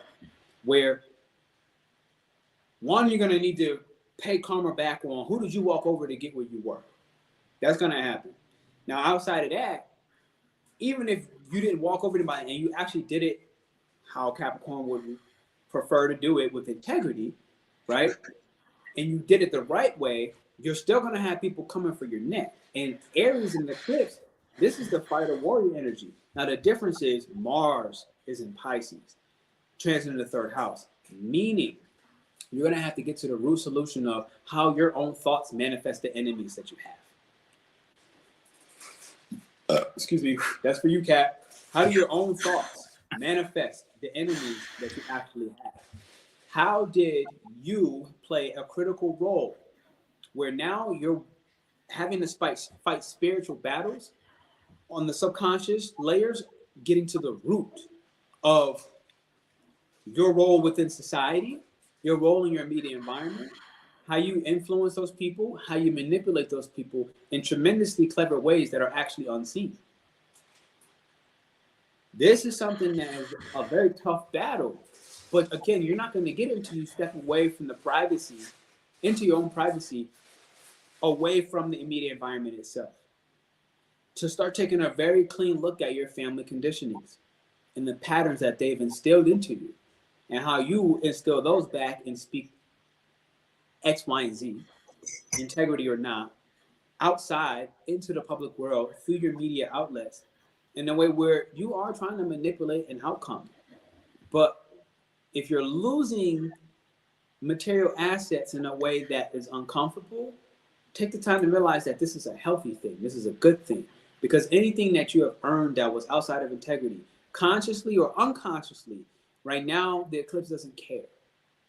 Okay? The eclipse doesn't care about whether it was conscious or unconscious. It doesn't care. It's just here to rectify things, give you a new start, a new beginning, and give yourself a chance to forgive. Because like I said again, Aries, personal opinion, is the most forgiving sign. The same way you always hear that they get hot really, really fast and angry, and they calm down and they want to love you the next second like a baby, that's how quickly they forgive as well. Meaning, forgive yourself like that. It may not need to be quickly that you forgive yourself, but take the time to focus on things like the Ho'oponopono. Thank you. I'm sorry. Please forgive me. I love you. And then find yourself repeating it. Thank you. I'm sorry. Please forgive me. I love you. And then do it again in the mirror. Thank you. I'm sorry. Please forgive me. I love you. And then take one more step of courage and look yourself in the eyes through the mirror and see into your own soul. Thank you. I'm sorry. Please forgive me. I love you. And then do that same thing again while holding your heart and looking at yourself in the eyes. Thank you. I'm sorry. Please forgive me. I love you. And notice that my tone changed each time. And Cap, it's going to take you that much. It's going to take a method to the madness of your healing in these next steps. You're not going to just heal because you're going to somebody to help you out. You're going to get a reading from an astrologer. You're going to get a therapy session. You're going to do a Temazcal and spiritual cleansing. That's not going to be enough because those are one-off events and it's reliant on that person across from you to do the healing for you. Until you take the time to do that healing methodically, systematically, with some sort of a routine, for yourself, you're not going to get deep enough to actually forgive conscious or unconscious habits. Get to the root of your thoughts in this manner. And I promise you're going to be a better person. And understand that it's going to be dumb intense because this eclipse will manifest right when you're going right back. So all those late degree caps, y'all the mother lovers, okay? Y'all getting hit. I'm telling you, I got one of them. My North Node is in that Capricorn. And when that North Node was going over that Pluto cat, it was hard. Like, it was so hard. It was just ridiculous of how much we were forced to mature, me as an Aries, with that Capricorn energy. So this level of maturation is more about emotional fulfillment, okay? Fulfill yourself emotionally at a deep internal root level and not externally on how other people see you, and you're going to be happy. Ooh. It's great. It's awesome. Yeah. Let's take a woosah.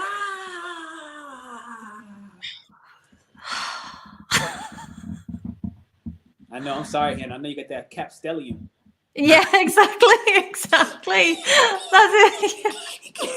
it. Yeah. But I'm sitting thinking, it's like, I saw this funny meme or a reel, and it had Donald Trump on it, and it said above it about how you're the first person in your family to go for therapy, and he's going, I am the chosen one. Someone had to do it. And I'm like, yeah, that's me. I get it. Breaking those family cycles. Woohoo. It's so fun. I totally get it. I feel like I'm going through that. I feel like I'm honestly going through that same thing when it comes to like the spiritual healing. Like, first in my family to go through like spiritual healing and like teaching it, going through it myself, teaching it again, going through it again. And like, now I find like my sisters are starting to reach out to me on some, yo, how do I protect my son, my nephew? Because I feel like he's being spiritually attacked. How do I protect him on a spiritual plane? And that's like, to get a question like that. And then my aunt came and said some of the same thing. And I'm like, wow, like when I started off on this, everybody was cool with, yo, he's crazy. And they left it at that with a period. And then now, 6-7 years later, it's like, yo, how do I protect my son spiritually? How do I protect my home in a spiritual manner? And I'm like, okay. And so this Capricorn is really the beautiful benefit, all right, of you going out there and facing these enemies and whatever the space when it comes to doing the healing work. Eventually, people always come to Capricorn because y'all are the most dependable when it comes to supporting another person. Everybody knows you can depend on Capricorn if they rock with you. If they don't rock with you, that might be a different story, but you get my point. Yeah. So we got who's next? Me. Aqua. Oh yeah. Yeah, so kind of bouncing off that internal healing aspect for Aquarius, like Aquarius is getting knocked down a peg. Like we all know Aquariuses, they've always been popular, they've always been powerful, they've always had a deep understanding of social dynamics, emotional realms, and the flows of emotions, almost as if it's a currency. And they are the quote unquote banks or river banks that guide these emotional flows, right?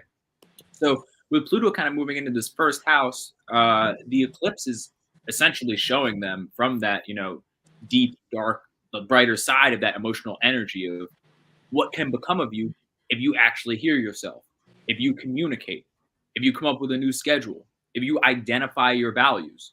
You can move through this time in a phenomenal fashion. You can grow in a beautiful way. You can really move into a space that is healed because Pluto is going to guide you regardless. So do you want to do it nicely? Do you want to do it the easy way? Or do you want to do it the hard way? That's what the Aries eclipse is asking you. I'm sure the Libra eclipse was a little bit different, positioning people alongside you, positioning people next to you, putting you in positions around people that were actually showing you how to move. But right now, it's time to truly talk about, identify exactly what Pluto's been bringing up in this first dip around Aquarius, or the second dip around Aquarius, and really being able to identify how you can heal, how you can move on, and how you can truly focus in such a way that benefits you. Because right now, Aquarius have been so focused on everybody but themselves. They've been so focused on moving with their intentions around everyone else and almost adapting to them so they can get the personal gain without truly being able to experience it within and manifest beyond the actual basics of what it means to do self-development, which is why everyone in this Aquarius energy is going to be focusing on their own rituals, their own routines, their own internal dialogue, and truly approaching, okay, yes, I see all these tactics. Yes, I understand all these things, but have I really thought about what I wanted to do with them? And that's pretty much what the actual eclipse is going to be revealing to Aquarius in a way, so that they can truly see themselves for what may even be the first time for many Aquariuses.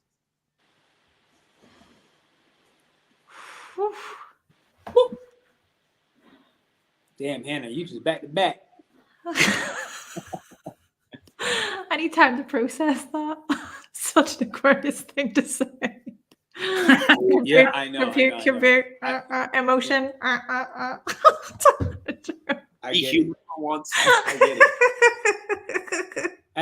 I get it. As an Aries, I had to learn to like practice extreme patience with that, because again, like, you know, Eileen has so much Aquarius, and so it taught me so much to learn like how to process longer, right? Because Aries moon, I'm Aries sun.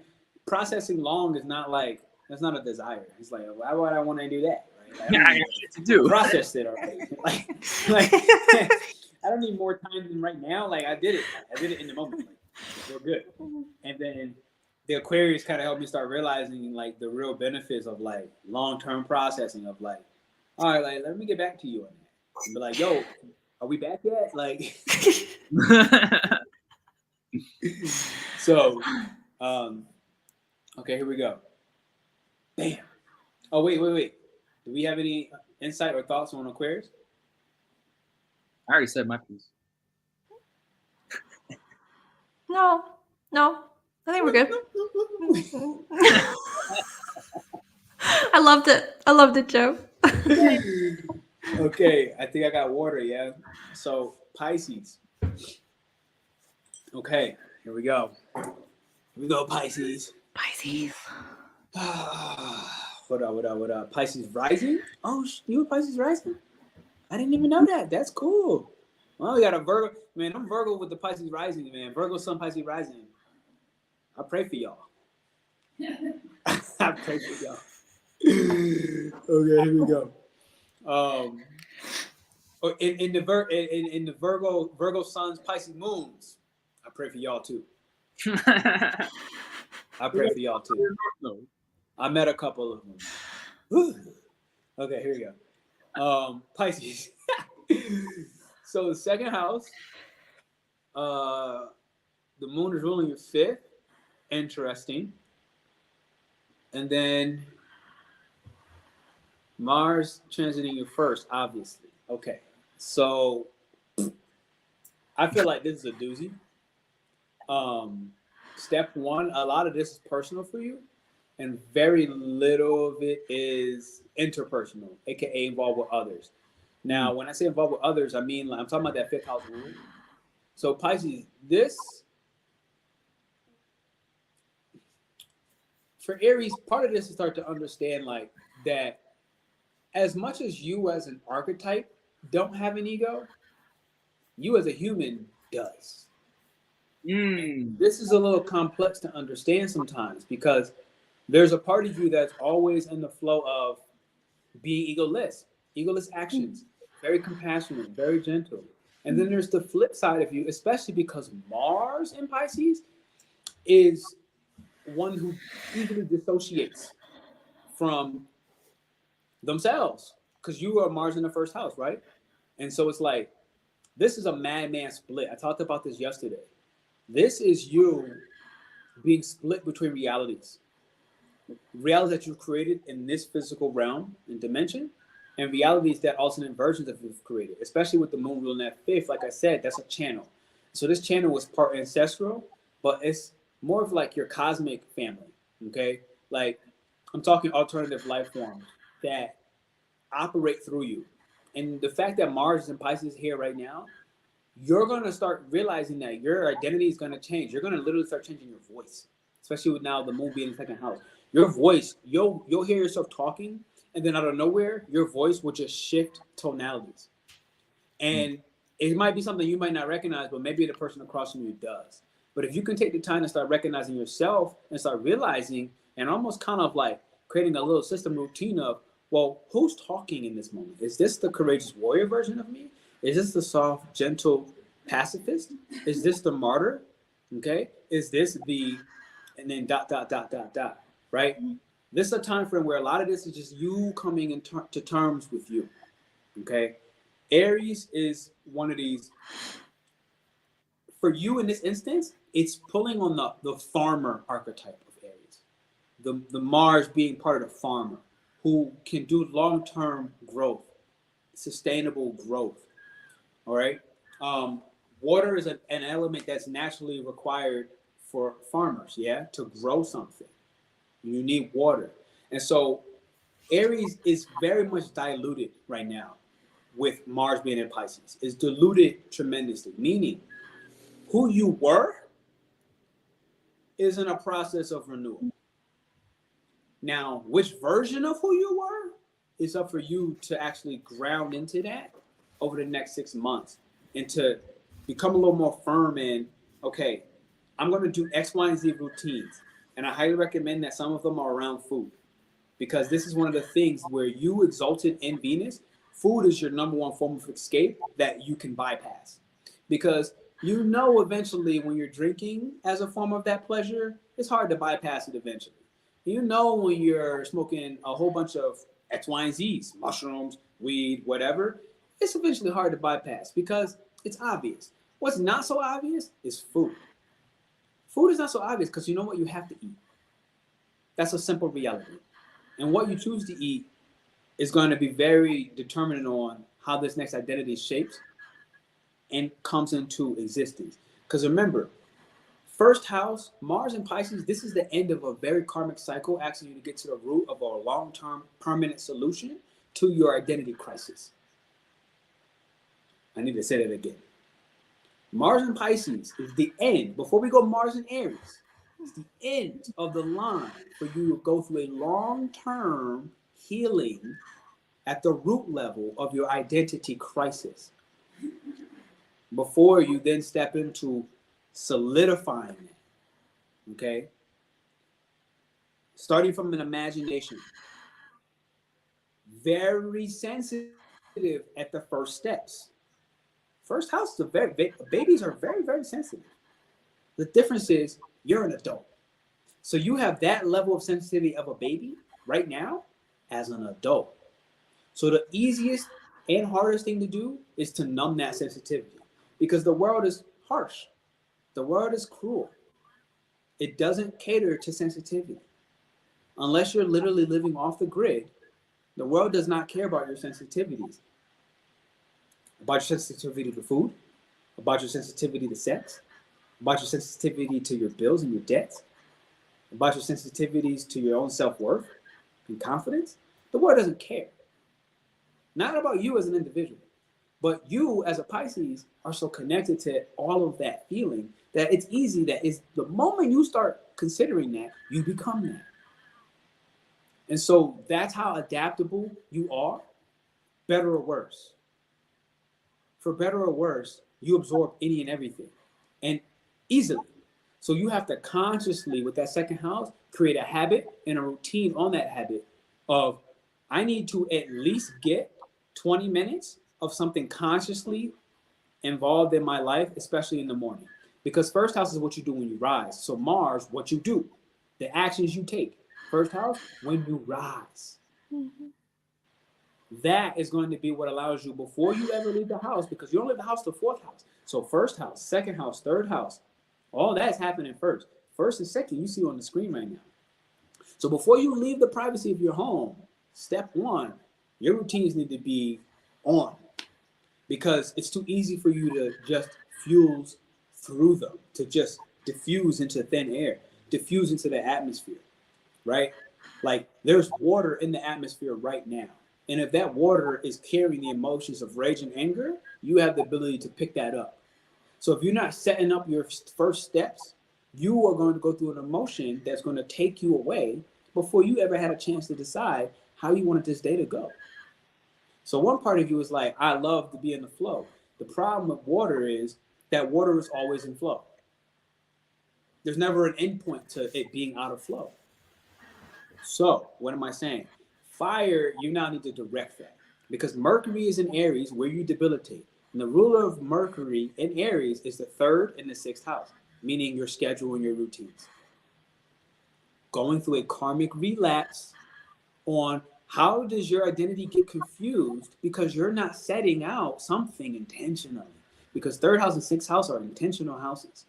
They're not by accident. They're strategic. What you get rid of in the 6th house is strategy. What you take in the 3rd house is strategy. Or mindlessness, which is easy for you, but you got to be intentional because 2nd house, this eclipse is not mindless. Taurus is very much aware of what it values. And it will work a very long time to get those things to come into the physical world.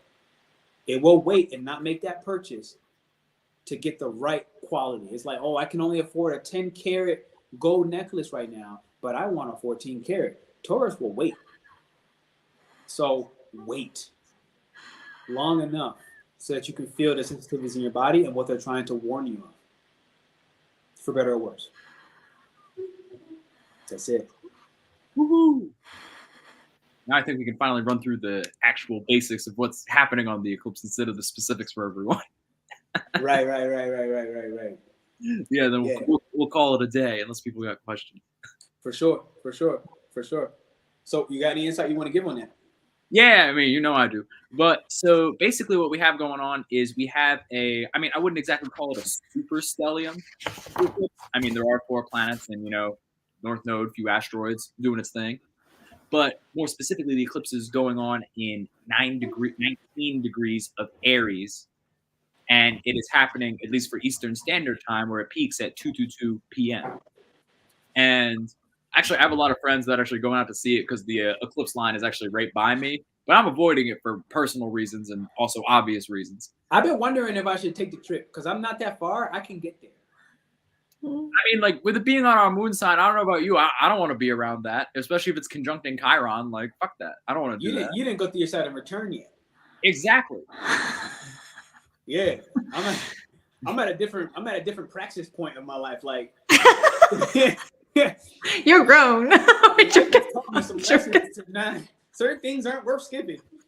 But again, I wouldn't do this at certain points in my life either. So I've been debating. I'm like, I still didn't make but I'm listening. I mean, like, I'm right around the corner. I'll see most of it. I'm just not going to be in the direct line. What you got first? 19 Pisces, 19 Aries.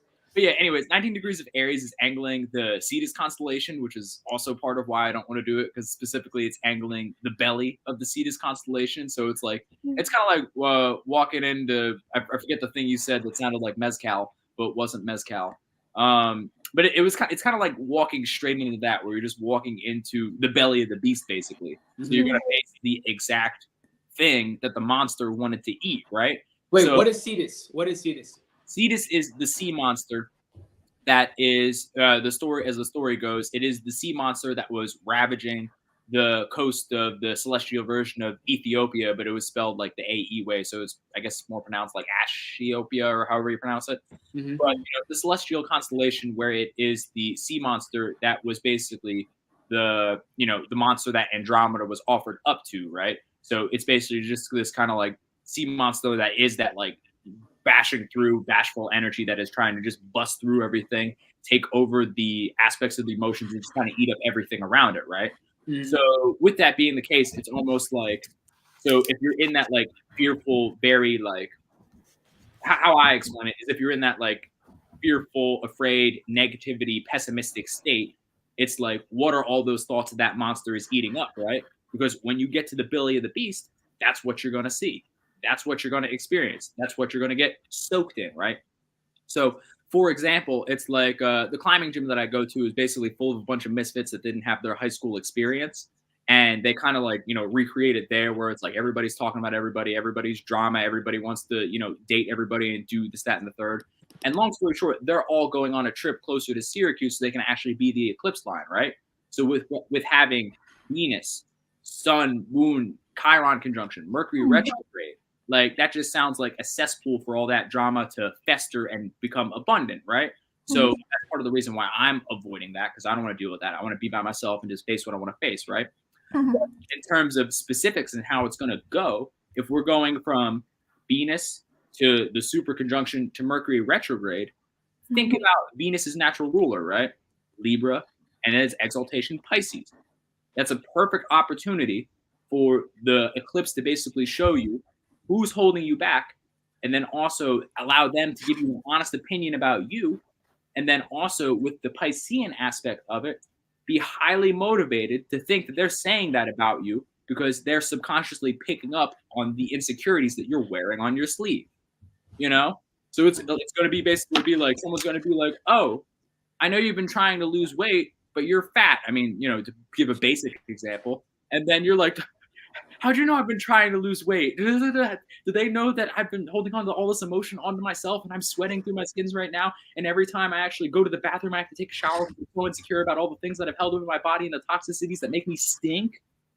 You know, like it's going to be that where they're going to be just saying a blanket statement that seems to poke exactly at the insecurity that you're wearing on your sleeve that you don't think is wearing on your sleeve.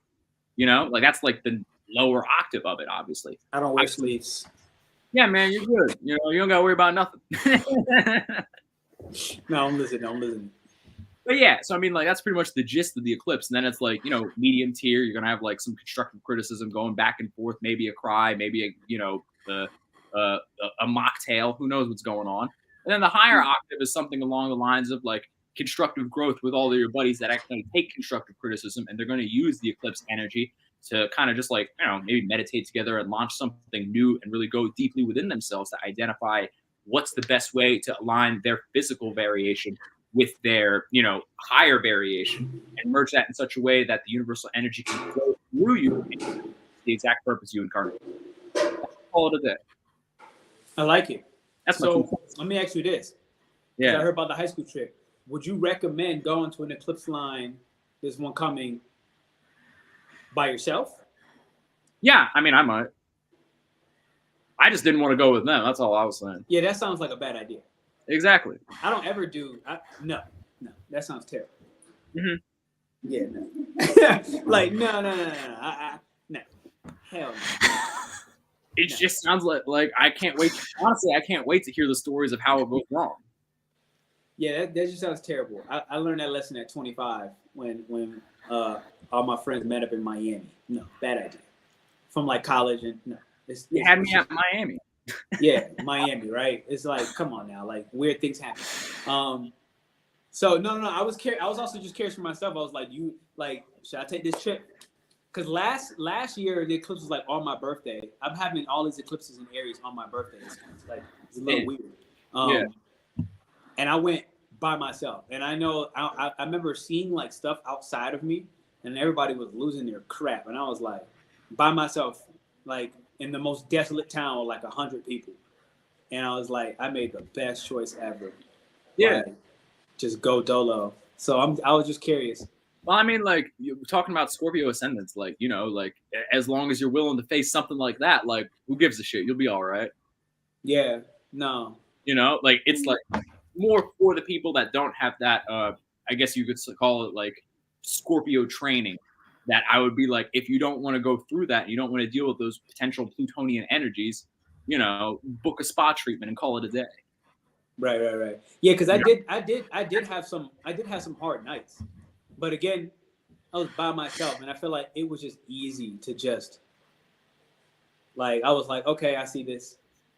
But I feel like if I was around people, it would have been a lot harder to discern, like, what am I feeling? Are these even my feelings? Right? Like, because that part happens, right? Like, you just absorb. I just can easily absorb people, too. Like, so, no, it's really interesting. From a Vedic lens, what I can say that a lot of this eclipse is happening at the same time. And it's about a bosom, literally the cow bosom, right? Where what do you do from a bosom? You get nurture, like literally you get milk, you get food, you get nutrients, and so you change those nutrients from the bosom to things of your affection, objects of your affection, whether that's a person, whether it's an actual thing, right? And you get nurturing from it or you don't. And so the whole thing, to kind of simplify what I just said, it's about if your parents or guardians gave you money and that was their form of nurture, that was their form of love, it's saying give that money to other people. So if you grew up in a wealthy household, give away your wealth. Literally. If they gave you just love, like they didn't have money, but they gave you pure love. They actually gave you emotional love, right? It's saying give that emotional love to the next person who you're intimately connected with.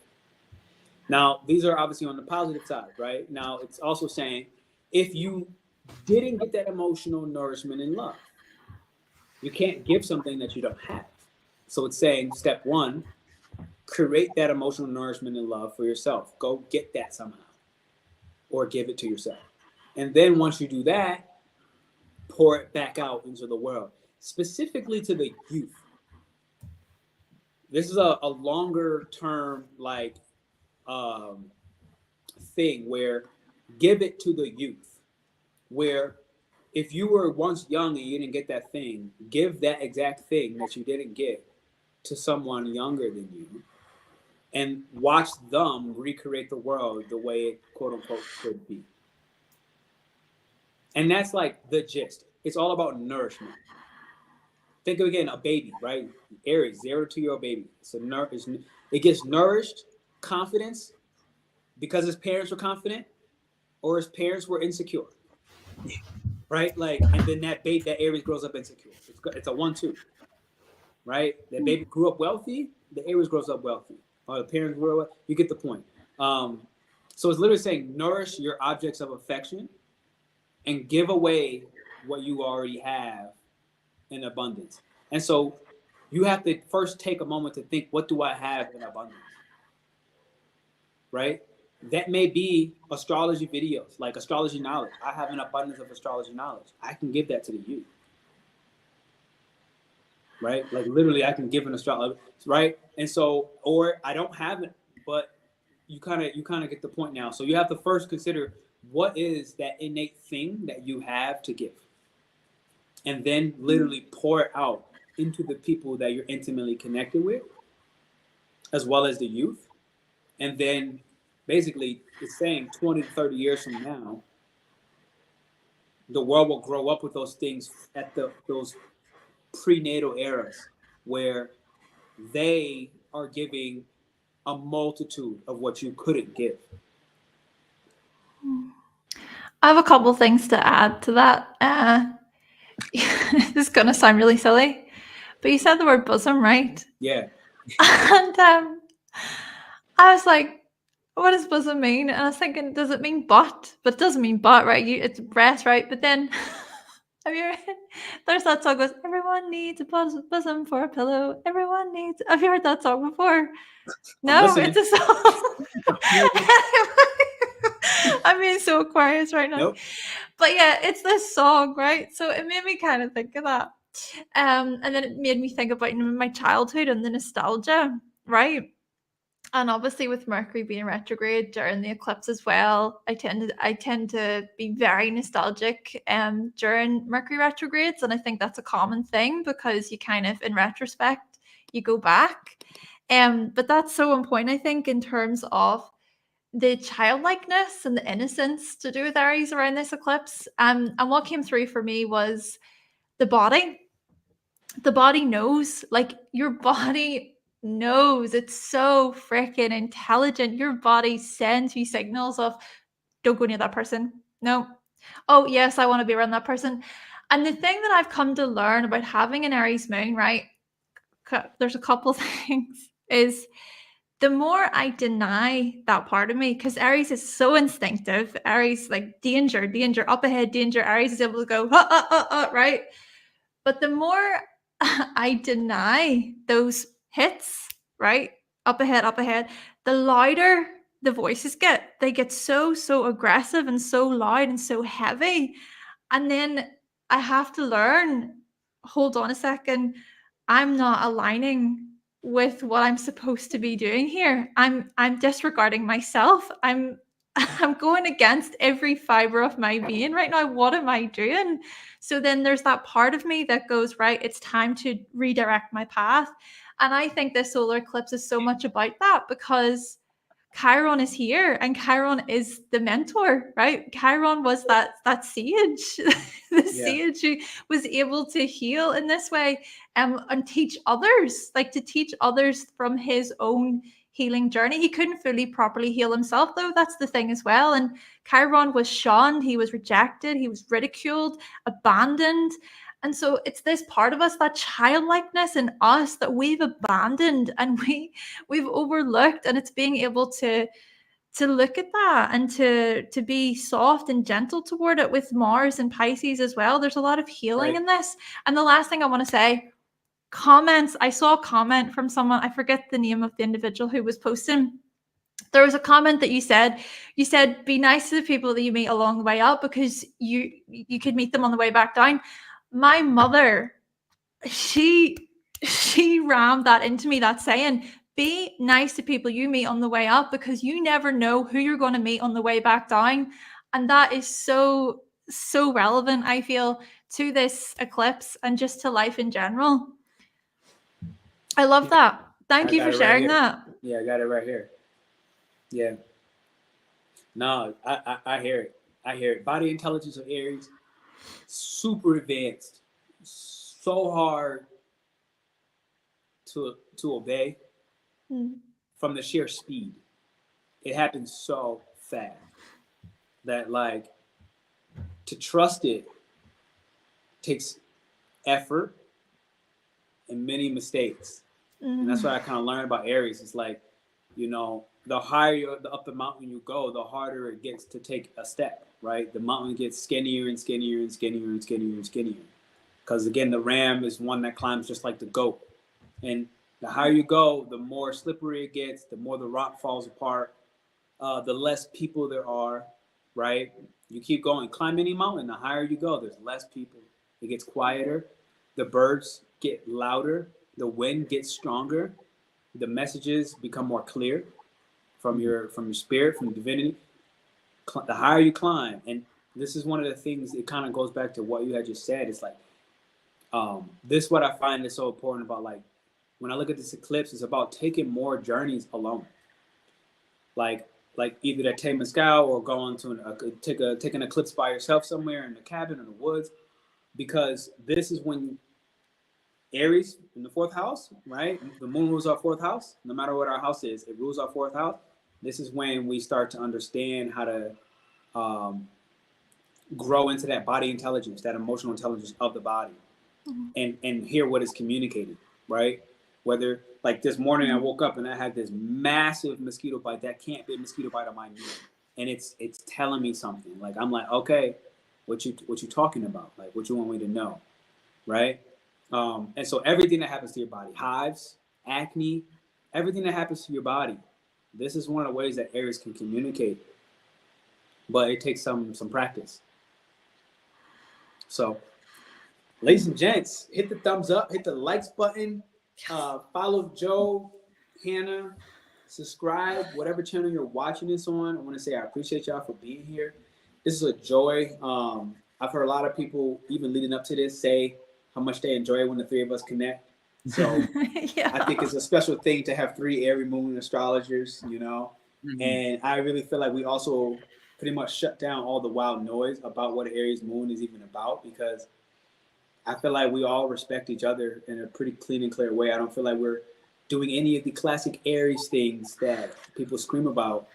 And I feel like a lot of that starts with just respecting ourselves, right? And it allows us to respect the person across from us. So I want to say thank y'all for being beautiful examples of how powerful a moon in Aries can be, how mature it can be, right? Intelligent, sexy as Yes. We're the sexy ones in the Zodiac. Yes.